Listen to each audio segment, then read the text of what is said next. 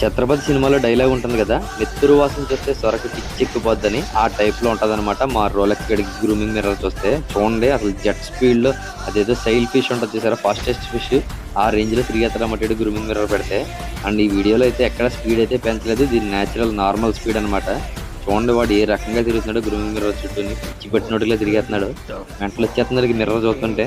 And మీరు colour కూడా చూడొచ్చు, వీడియో స్టార్టింగ్ ఇప్పటికి కందిపోయాడు కుర్రోడు.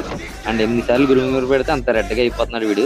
ఇలా కొద్దిసేపు గ్రూమింగ్ మిర్రర్ పెట్టి వీడితో ఆడుకున్నాక అప్పుడైతే వీడికి ఫుడ్ అయితే వేస్తాను నేను. డైలీ ఇదే రొటీన్ అనమాట. పొద్దున్న రాగానే పని లేనాడు ఏదో చేసాడు అన్నట్టు మనం ఫస్ట్ తీయగానే దేవుడు దండం పెట్టుకోవడం ఇవన్నీ ఉండవు అనమాట. ముందు వీడికి గ్రూమింగ్ మిర్రర్ పెట్టాలా, వీడిని రెచ్చగొట్టాలా, అప్పుడు వీడికి ఫుడ్ వేయాలా. ఆ నెక్స్ట్ డే ఏదైనా కానీ నాకు అలాగ అయిపోయింది నా పని.